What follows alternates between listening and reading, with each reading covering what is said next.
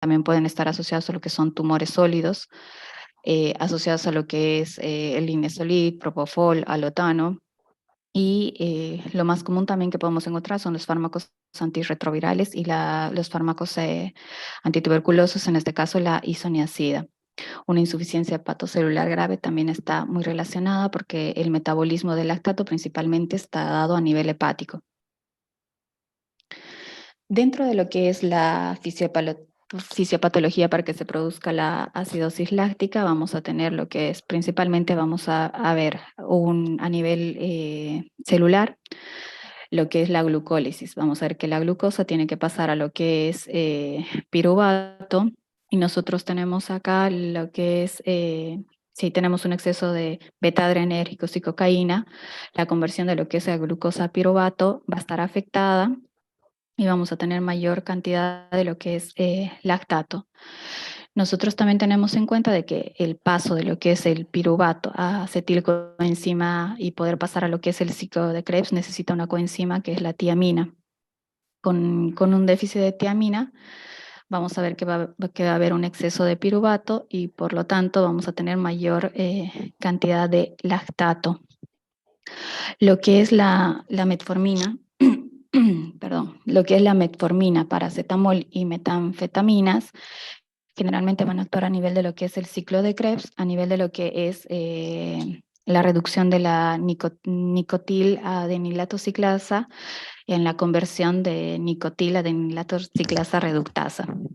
Entonces va a actuar más que todo a nivel de lo que es el ciclo de Krebs. Y luego tenemos a nivel de lo que es la fosforilación oxidativa, principalmente en este nivel vamos a tener la acción del resto de los medicamentos, en este caso propofol, paracetamol y lo que son los 3:21. antirretrovirales. Y bueno, vos tuviste 5. Sí, pero fue nomás porque no le traía. Gracias. Después tenemos lo que es el ciclo de Cori. Generalmente vamos a ver que el aclaramiento del lactato se va a dar a nivel de lo que es el hígado en un 70%, a nivel renal un 20% y a nivel muscular, que es lo mínimo 10%. Entonces, en el ciclo de Cori lo que pasa es que el lactato, en disminución de lo que es el oxígeno, generalmente se vuelve a convertir en glucosa a nivel hepático. La glucosa a nivel hepático pasa a la sangre, después pasa al músculo esquelético. Vamos a tener a la glucosa a nivel del músculo esquelético y por medio de la glucólisis en el ejercicio sin suficiente oxígeno se produce lo que es el lactato, y la glucosa por medio de la nicotiladenilato ciclasa pasa a convertirse a dos ejemplares de piruvato, y por medio de la NAT reducida vamos a ver que esta se convierte en 2 lactatos. Este lactato pasa nuevamente a la sangre y otra vez hacia el hígado, y en el hígado tenemos nuevamente la conversión de lactato a piruvato y nuevamente se produce lo que es la gluconeogénesis y pasa a convertirse en glucosa. Dentro de la acidosis láctica, nosotros vamos a hablar de la acidosis láctica asociada a la metformina. La acidosis láctica en diabéticos tratados con metformina es una complicación muy rara, pero tiene una tasa muy elevada de mortalidad y suele estar asociada generalmente a una situación subyacente.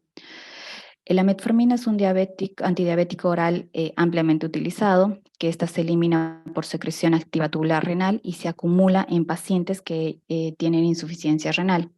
Dentro de lo que es la clínica de la acidosis láctica asociada a la metformina, esta se caracteriza por ser de inicio brusco.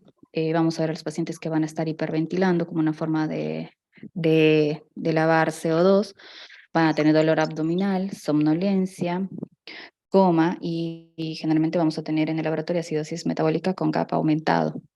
El tratamiento de la acidosis láctica asociado a lo que es la metformina generalmente es controvertido, porque la metformina tiene una escasa unión a lo que son las proteínas plasmáticas. Esto nos va a permitir emplear lo que es la hemodiálisis con soluciones de bicarbonato, principalmente para eliminar parte de lo que es la metformina plasmática, y una forma más de corregir lo que es la acidosis. Acá tenemos una revisión de de qué es la acidosis láctica en pacientes con insuficiencia renal asociada a lo que es la metformina. Lo que se vio que es la metformina es un antidiabético oral que es más utilizado a nivel mundial. Este va a tener una vida media en personas que tienen función renal conservada con un clíris mayor a 60, entre 3 a 5 horas, pero en los pacientes que tienen disminución de lo que es el filtrado glomerular, que van a tener entre menor a 45, generalmente pueden llegar a tener una vida media entre 4.5 hasta 13 horas. La dosis máxima que se recomienda de metformina, generalmente en pacientes con función renal conservada, es de 3 gramos y conforme va disminuyendo lo que es el filtrado glomerular, entre 45 a 59 ml minutos, se recomienda bajar lo que es la dosis a 2 gramos. Y con filtrados menores a 30 ml, incluso se recomienda, no se recomienda el uso de la metformina. Este review demostró, se revisó bastantes estudios en esta relación a lo que es la acidosis láctica asociada a la metformina. Demostró que la acidosis láctica se desarrolla casi siempre por una acumulación prevenible de fármacos. Esto como una complicación concomitante, generalmente que se produce con una reducción del aclaramiento renal de la metformina. Esto quiere decir que pacientes que tienen fiebre, diarrea, vómitos, malestar general, generalmente deben suspender lo que es la metformina. Se ha demostrado con estos estudios de que el tratamiento extracorpóreo de pacientes con acidosis metabólica asociada al uso de metformina siempre debe considerarse como una terapia adyuvante temprana, y la prevención es un factor clave para reducir estos casos de acidosis metabólica.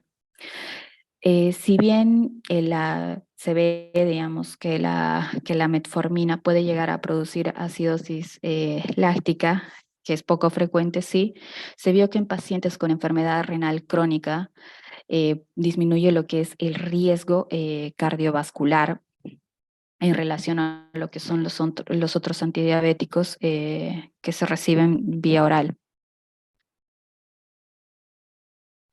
Acá tenemos otro artículo también que habla de lo que es un estudio también de acidosis láctica en pacientes, la hospitalización por acidosis láctica en pacientes con función renal reducida, tratados tanto con metformina o sulfonilurias.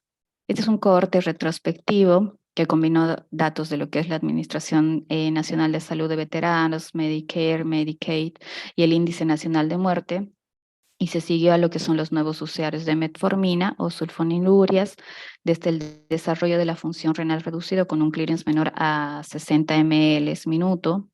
Se tomó en cuenta parámetros con una creatinina de 1,4 en mujeres y 1,5 en lo que son varones, y en la hospitalización que tengan un ácido láctico de 2,5, mayor a 2,5, y un pH en sangre menor a 7,35.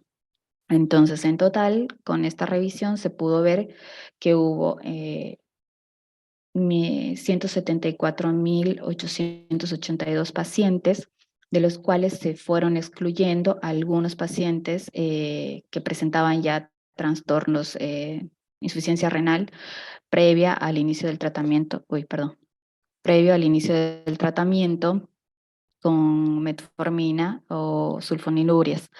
Se excluyeron casi 18.000 pacientes en ese primero, después errores de datos de casi 117 pacientes, y de esos pacientes llegaron a tener un total de 97.000.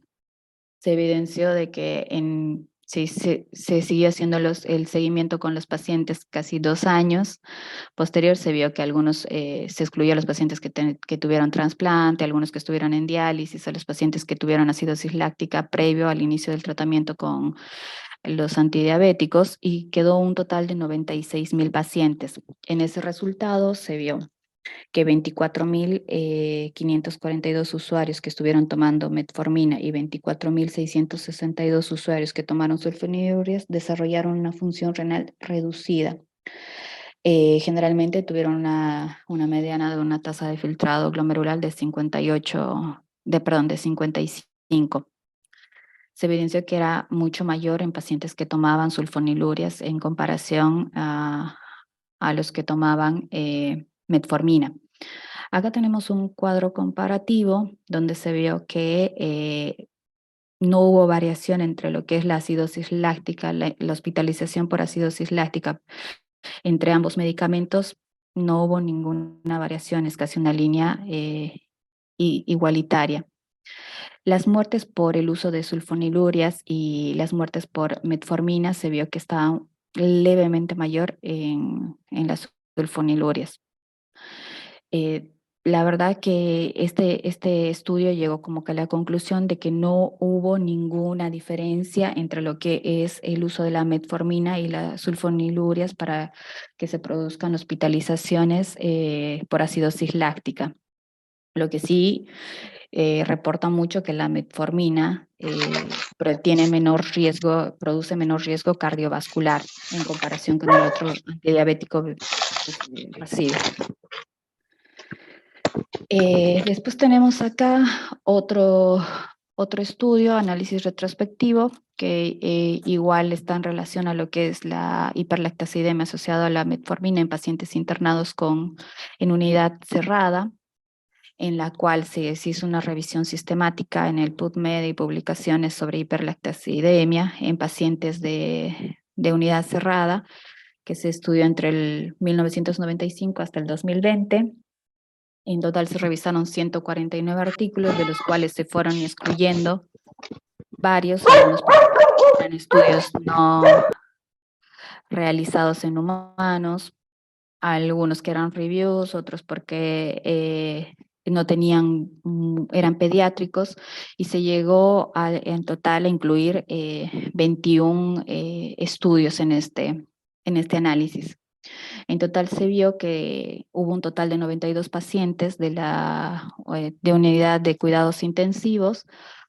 2 de estos no tenían comorbilidades, y lo que se llegó a la conclusión es igual que la metformina. Rara vez causa hiperlactacidemia o acidosis láctica en pacientes que no tengan ninguna comorbilidad. Generalmente alguna enfermedad de base, insuficiencia cardíaca, que es mucho lo que lo llevaban o estaba asociado a lo que era sepsis.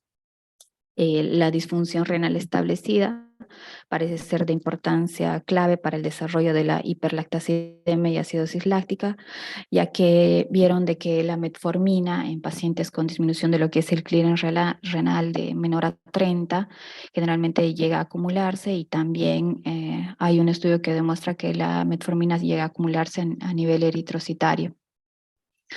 Se vio que los niveles más altos de creatinina plasmática y lactato y un pH arterial bastante bajo en estos pacientes terminaron en terapia de reemplazo renal. Tenemos después la acidosis láctica asociada a lo que son tumores, en este caso al linfoma. La acidosis láctica tipo B es una manifestación poco frecuente de las neoplasias malignas, tumores sólidos. Es mucho más común en las hematológicas. Acá vamos a ver el efecto Warburg, que ocurre cuando la tasa metabólica de un tumor maligno de crecimiento rápido es muy alta y está dominada principalmente por la glucólisis. Hay mayor producción de lo que habíamos visto previamente de lo que es el piruvato, y posteriormente se convierte en lactato.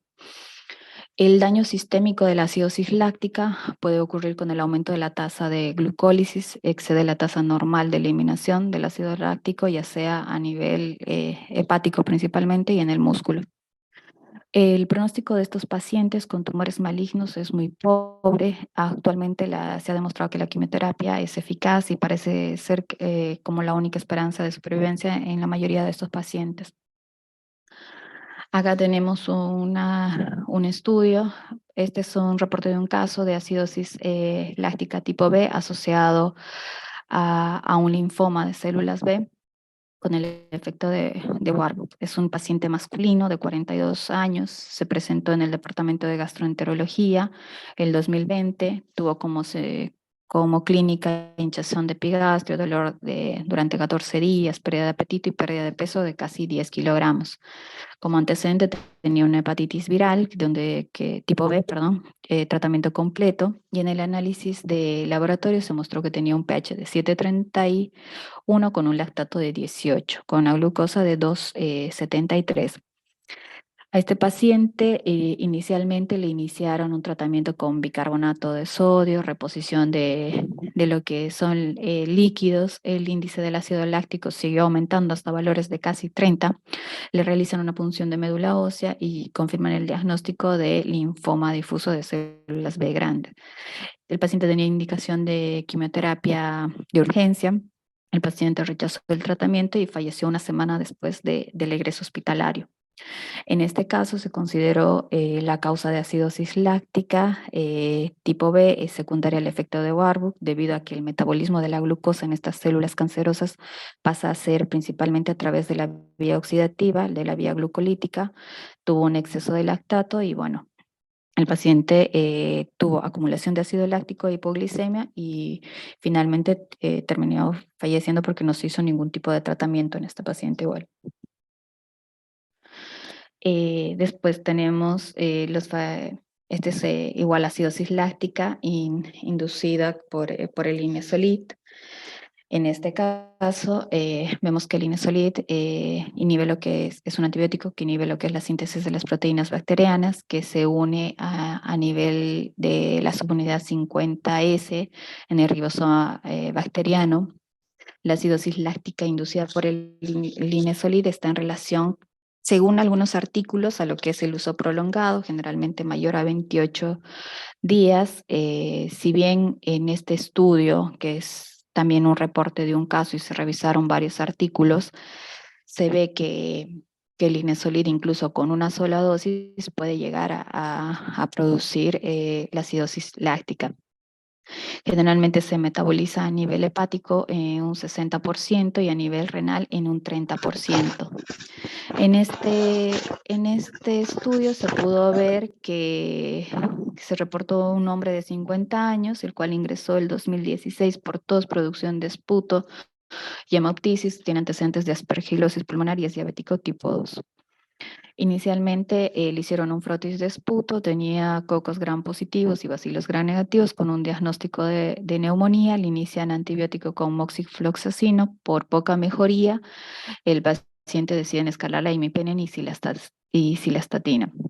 Pasa a unidad cerrada, evoluciona con insuficiencia respiratoria, lo toman como una neumonía grave. Le escalan a vancomicina y debido a que el paciente presentaba función renal alterada, se lo decide rotar al Inesolit. Después de haber recibido 3 dosis del Inesolit, evidencian que el lactato en sangre del paciente presenta aumento hasta 10 milimol litro, empieza a tener signos de shock, una TEA de 50, 40, frecuencia cardíaca de 42 y requiere inotrópicos. En este caso se sospechó principalmente de que estuvo en relación a lo que es al Inesolit, porque si bien el paciente sí tenía causas infecciosas y ya había recibido un tratamiento antibiótico amplio y apenas arrancó el Inesolit, empezó con este cuadro. Se suspendió lo que es el Inesolit, el paciente tuvo una mala evolución igualmente, terminó ventilado, requirió terapia de reemplazo renal continua durante 6 días, en fin de normalizar lo que es el pH sanguíneo y eliminar un poco de los valores del Inesolit de plasma. Sin embargo, igual la acidosis láctica mejoró solo marginalmente y la presión arterial siguió bajando, se siguió chocando el paciente y bueno, terminó falleciendo al día 17. En este estudio también se pudo revisar lo que son 54 artículos en PubMed, de los cuales se fueron excluyendo igual varios artículos porque tenían poca muestra, eran pequeños, algunos eran review de artículos y algunos porque estaban duplicados, y en total se pudieron analizar 47 casos donde se evidenció que hay mucha relación a lo que es el uso del Inesolit, independientemente de que sea un uso prolongado o se pueda llegar a dar una sola dosis. tratamiento generalmente son medidas de soporte general y la suspensión de la medicación y generalmente con eso debería haber una mejoría. Lo que sí se habla un poco es de la terapia de reemplazo renal. Generalmente tiene que ser una terapia continua y extendida. En algunos incluso se decía que tendría que ser mayor a 96 horas para poder eliminar la mayor cantidad del fármaco y también mejorar los parámetros de la acidosis metabólica. La acidosis láctica en relación a lo que es la deficiencia de tiamina. Generalmente la tiamina es una vitamina B1 soluble en agua. Las reservas corporales vamos a tenerlas hasta 3 o 4 semanas. Y la tiamina, la acidosis láctica generalmente se produce por la incapacidad de las mitocondrias para procesar el piruvato a través de la vía aeróbica, generalmente. Esta se da, como si bien habíamos dicho adelante en la fisiopatología, nosotros necesitamos esta coenzima, la tiamina, para que el piruvato pase al ciclo de Krebs y pueda convertirse en lo que es la coenzima. Los pacientes en estado crítico son propensos a la deficiencia por tiamina, pacientes con desnutrición ya preexistente, pacientes que tienen alto requerimiento calórico, pacientes embarazadas. La clínica generalmente vamos a ver una encefalopatía de Wernicke, oftalmopatía, nistagmo, ataxia, complicaciones neurológicas. Dentro de ellas vamos a tener irritabilidad, alteración de la memoria, trastorno del sueño. Podemos tener complicaciones sistémicas, dentro de ellas el beriberi, insuficiencia cardíaca de alto gasto y muerte. Dentro de las alteraciones hematológicas vamos a tener neutropenia, trombocitopenia, anemia, hiperglucemia que sea resistente a la insulina y pancreatitis. Dentro de lo que sería el tratamiento, en este caso, se recomienda dosis intravenosas diarias de 100 hasta 300 miligramos de tiamina durante los primeros 3 años, y el tratamiento, perdón, 3 días, y el tratamiento debe continuar durante 7 a 14 días con una dosis de mantenimiento. Igualmente, los síntomas de la deficiencia de tiamina se pueden ver agravados por una deficiencia de magnesio, por eso es importante igual ver los valores de magnesio. Acá tenemos una revisión de una acidosis láctica asociada a lo que es la deficiencia de tiamina en un paciente que es un niño prematuro de 30 semanas que llegó a pesar 830 kilogramos, que por ese peso no podía alimentarse el bebé, así que inició nutrición parenteral total, que lo comenzó el día 1 de vida, y el día 21, que estaba recibiendo la nutrición parenteral, se notó que empieza a evolucionar con acidosis láctica severa con anión GAP aumentado. Se realizan estudios complementarios para sepsis, radiológicos ante sospecha de una necrosis intestinal. Se iniciaron tratamiento antibiótico para cubrir lo que es organismos sospechosos. Y los análisis de lo que son engases mostró aumentos igual del lactato. Se administró lo que son bolo de líquidos, bicarbonato de sodio, y a pesar de lo que se hizo todas las intervenciones, el nivel de lactato llegó a aumentar hasta casi 14. En este paciente se llegó a la conclusión que podría tener una deficiencia de tiamina, ya que la nutrición parenteral generalmente no llega a cubrir los valores requeridos por persona, digamos, o no tienen la suficiente cantidad de vitaminas. Se administró una dosis de vitamina B1 endovenosa. Inmediatamente a los días se evidenció que hubo caída inmediata a lo que es los niveles de lactato, y el paciente recibió dosis de mantenimiento hasta lo que es el egreso y recuperación del peso.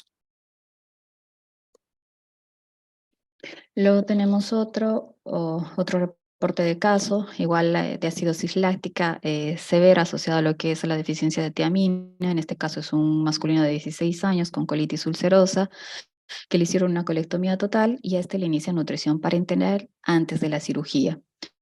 En el día 20, el paciente del posoperatorio refiere debilidad, ataxia, alucinaciones visuales y auditivas, pasa a la unidad cerrada en contexto de taquipnea, hipotensión, acidosis láctica severa, trombocitopenia, evoluciona con insuficiencia respiratoria aguda, requiere IOT, estaba descompensado.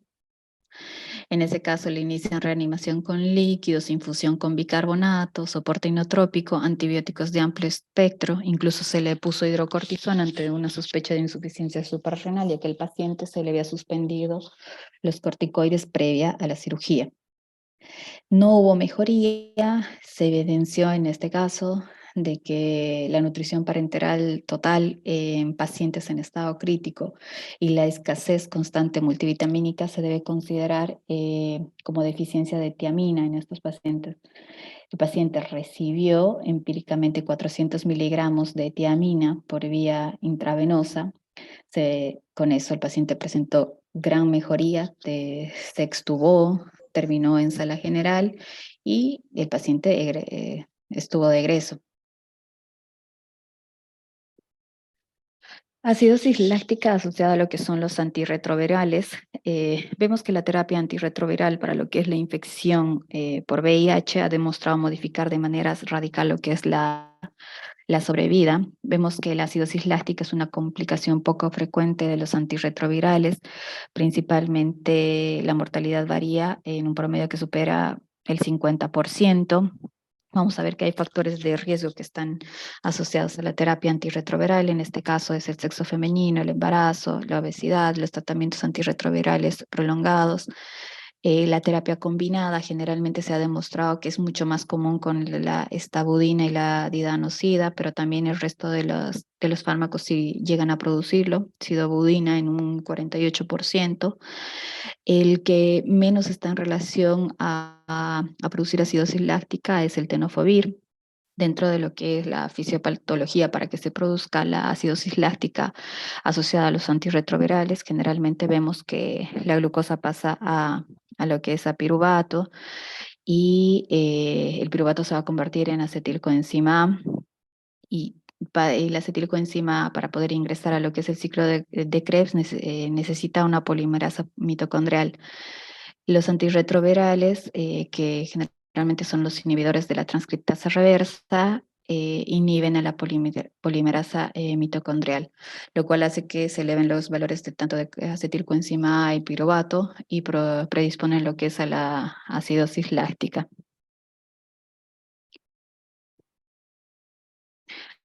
En cuestión de lo que es el tratamiento en general de lo que son las acidosis lácticas, en este caso tipo B, generalmente lo que tenemos que hacer es corregir la causa subyacente, en este caso ver si el paciente tiene déficit de tiamina, infusión de tiamina, la suspensión de lo que son el fármaco, en todo caso metformina, linezolid, propofol, algunos otros fármacos y los antituberculosos. Se ha visto que en la mayoría de los casos y las revisiones generalmente se les da un plan de hidratación viendo si puede haber alguna mejoría, si se le puede llegar a dar. Muchas veces no encontramos mejoría. Y lo que es la administración del bicarbonato de sodio en la acidosis láctica, la verdad es un tema muy controvertido, ya que la administración de lo que es los alcalis, o sea, el bicarbonato, proporciona la disminución de la concentración de hidrogeniones. Generalmente no produce mejoría. En algunos casos sí con acidosis metabólicas muy severas que producen riesgo de vida, sí estaría indicado, pero como efectos adversos se encuentran lo que es la sobrecarga de sodio, la hipernatremia, hipocalemia y mayor producción de CO2. También se ha podido ver que la terapia de reemplazo renal es muy efectiva en algunos casos en cuestión de lo que es la metformina, el linezolid, pero son terapias de reemplazo renal continua y bastante extendidas para poder eliminar la mayor cantidad del fármaco y también en la terapia renal continua lo que podemos hacer es administrarles bicarbonato para mejorar un poco lo que son los valores de pH. Y eso es todo. Muy bien. Muchas gracias, Pau, por la presentación. Papu, ¿estás por ahí? Sí, Doc. ¿Me pones para compartir pantalla que quiero pasar 2 diapositivas nada más? Como para complicar un poco más las cosas, porque si no es todo muy simple esto. Ahí ya puede compartir, doctor. Bien.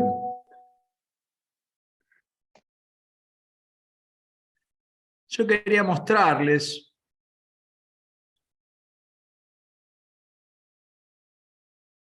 ¿ahí están viendo? Sí, doctor, se ve. El que no lo veo soy yo.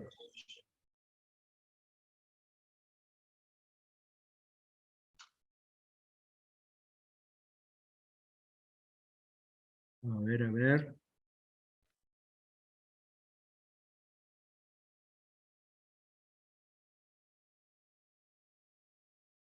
Ahí está.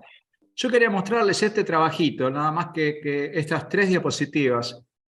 Este es un trabajo publicado en el 2019, este par de señores que son bioquímicos. Entonces, ellos ven el tema de cetoacidosis y dicen, ¿de dónde salen los protones? Entonces, ellos lo que postulan es que los cuerpos cetónicos no son ácidos, sino que en realidad los cuerpos cetónicos, tanto beta-hidroxibutirato como acetoacetato, son alcalinos. Entonces ellos dicen, ¿cómo puede ser que la acumulación de cuerpos cetónicos generen acidosis metabólica y disminución de bicarbonato si los cuerpos cetónicos son alcalinos? Que es una cosa que todos repetimos desde hace muchísimos años. Quizás Coco sea el que más tiempo lleva repitiendo esto, pero casi todos repetimos lo mismo durante todo este tiempo.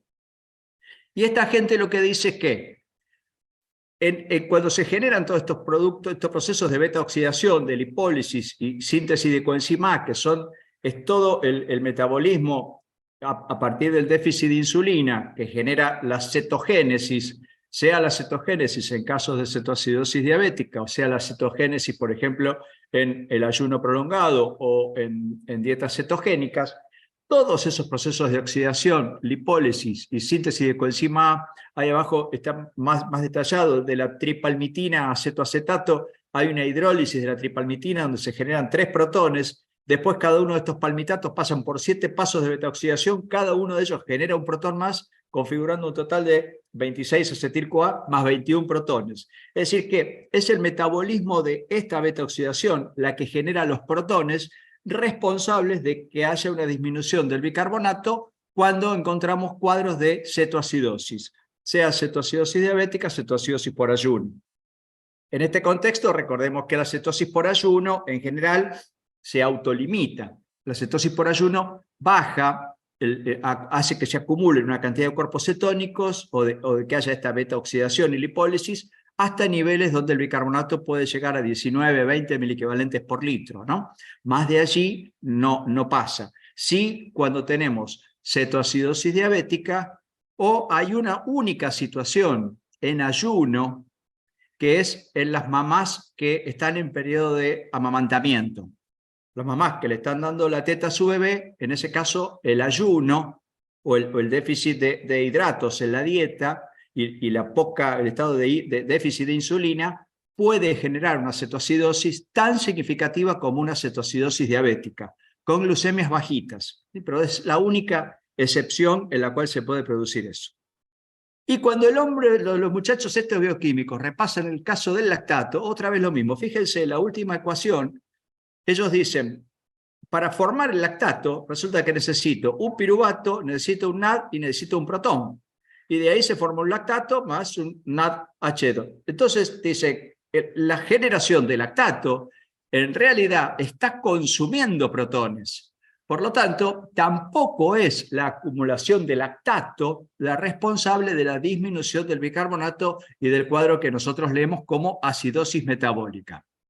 Y otra vez lo mismo, él dice, existen una cantidad de fenómenos acompañando a la generación de acidosis láctica que hacen que haya algunos protones sueltos responsables de la disminución del valor de bicarbonato plasmático y responsables de la disminución del pH plasmático, que hace que lo que nosotros conocemos como acidosis metabólica secundario a la acumulación de ácido láctico. Pero la verdad es que ni el ácido láctico ni los cuerpos cetónicos per se son los responsables de generar esta acidosis metabólica.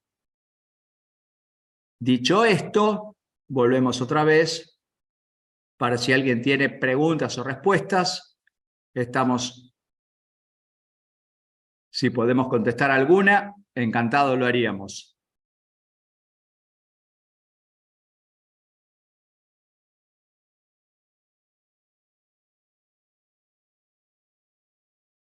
¿Nadie tiene preguntas? ¿Nadie tiene respuestas?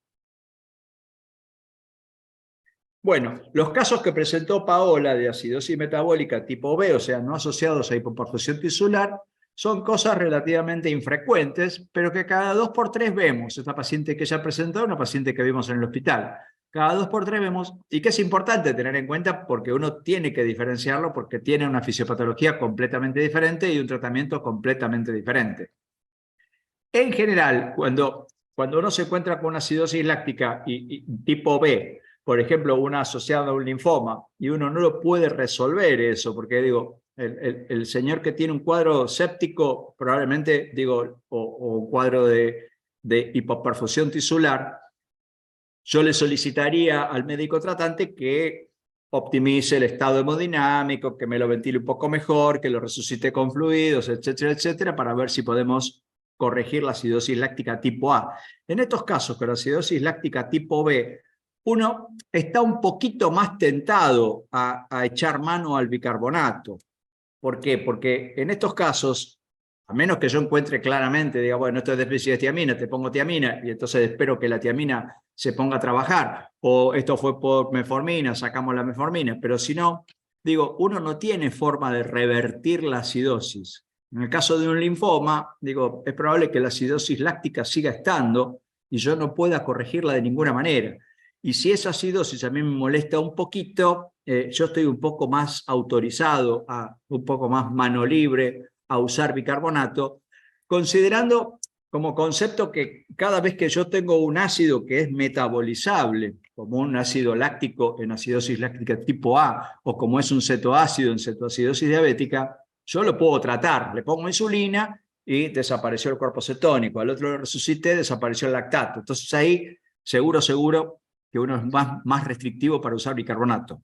En estos casos, si yo no lo puedo arreglar la acidosis, si el señor va a seguir con acidosis, y ahí uno está un poco más autorizado a usar una terapia alcalina para emprolijar el pH y el bicarbonato del paciente. Pasa lo mismo que con insuficiencia renal grave, ¿no es cierto? Un paciente con enfermedad renal avanzada tiene acidosis metabólica con GAP aumentado y uno le termina poniendo con cuidado, con cariño y con cautela, y siempre que no existan efectos adversos, le termina poniendo bicarbonato. Le pongo bicarbonato en el periodo antes de entrar a diálisis y le pongo bicarbonato cuando después lo llevo 3 veces por semana y le pongo un baño de 37 miliequivalentes por litro. En este caso, si la acidosis láctica es tipo B, no la puedo resolver, uno estaría autorizado un poco más a usar bicarbonato como tratamiento de sostén, digamos. ¿Preguntas, dudas? ¿Nada? Hoy es un miércoles muy lunes, así que está bien que preguntemos poco. Visto así, damos por finalizada la reunión. Nos encontramos el miércoles próximo. Voy a mandar los ejercicios ahora, ni bien terminada la reunión, para el miércoles próximo. Empezamos a desarrollar un poquito lo que es acidosis metabólica hiperclorémica, con algunos ejercicios, casos clínicos y consignas para que los residentes los trabajen en la semana, y nos encontramos el miércoles próximo. Gracias, Pau, gracias, Doc. Gracias a todos. Gracias, Daniel. Muchas gracias, Doc. Chao, chao. Gracias. Chau, chau.